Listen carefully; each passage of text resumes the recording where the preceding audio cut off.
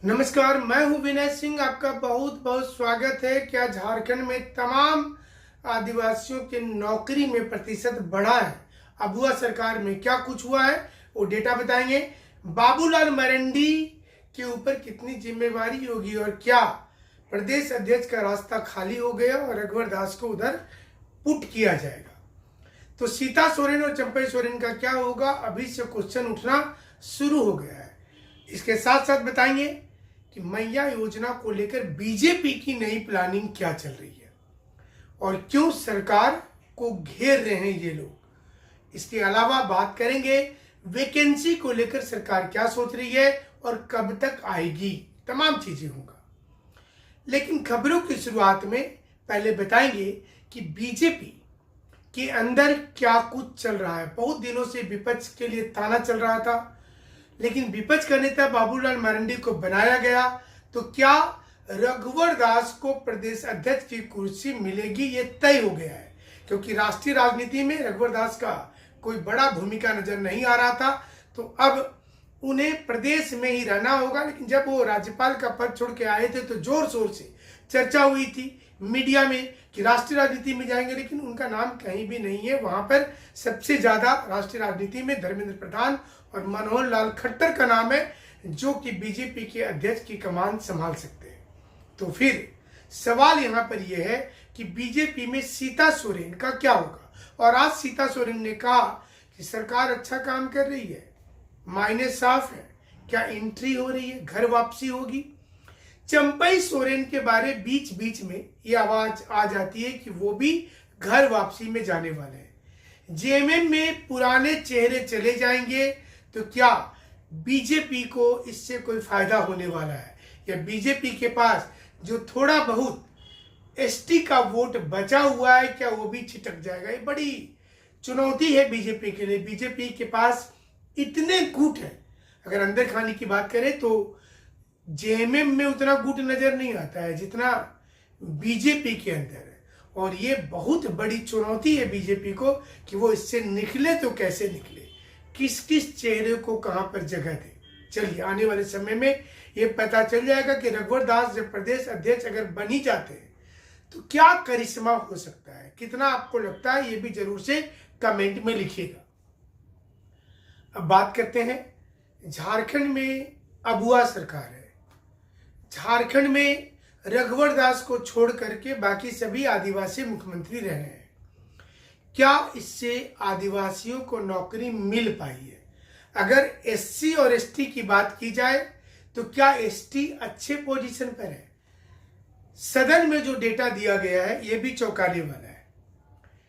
संथाल जनजाति सबसे बड़ी है, लगभग 32% लोग हैं। वहीं उरांव दूसरे नंबर पर है 19.8% के साथ, और मुंडा जो है 14.2% के साथ तीसरे नंबर पर है। चौथी बड़ी जनजाति है हो।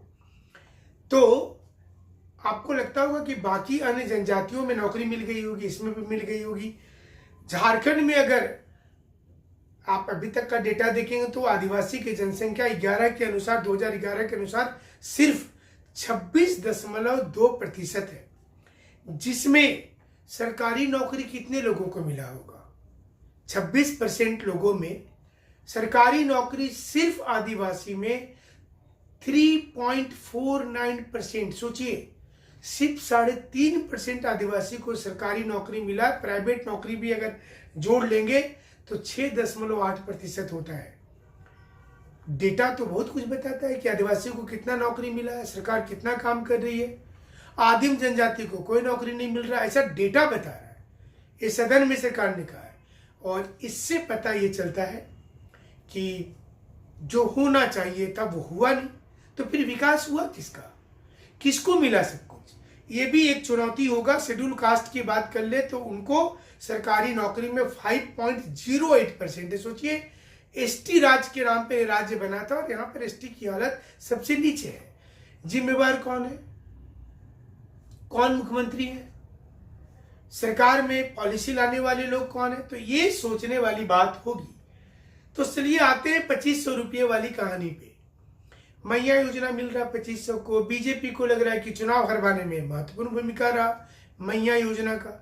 तो उन्होंने अब नया एक दिमाग लगाया और मैया योजना का विस्तार करने को कहा है कि ये विस्तार सभी विधवा, दिव्यांग और बुजुर्ग को भी ये पैसा, जो वृद्ध हो गए हैं उनको भी, दिव्यांग महिला, विधवा महिला और जो वृद्धावस्था में महिलाएं, देखिए महिला कार्ड ही बीजेपी ने सामने किया है कि उनको भी 2500 रुपया देना पड़ेगा। तो पिछले दिनों सदन में लगातार ये आंदोलन भी चल रहा है, लोग वेल में जा रहे हैं, पूछ रहे हैं सवाल, सरकार बोल रही है हमको जिसको देना है तो उसको तो दे ही रहे हैं, कोई बहुत बड़ी बात नहीं है। लेकिन नियुक्ति को लेकर नई नियमावली बन रही है, नई नियोजन नीति बन रही है, थोड़ा सब्र रखिए, इंतजार कीजिए। वहीं दूसरी ओर अन्य नियुक्ति को लेकर की भी बहुत पसोपेश की स्थिति है। तो देखते हैं आगे कि बीजेपी कितना प्रेशर डालेगी। क्या बीजेपी उस पोजीशन में है झारखंड में कि पूरा प्रेशर डाले यहाँ की राजनीति में? केंद्र से तो प्रेशर पड़ ही रहा है। क्या झारखंड की सरकार प्रेशर पर झुकेगी या फिर 1,36,000 करोड़ वाला इतना जोर जोर से बोलेगी कि ग्रामीण वर्ग को ऐसा लगेगा कि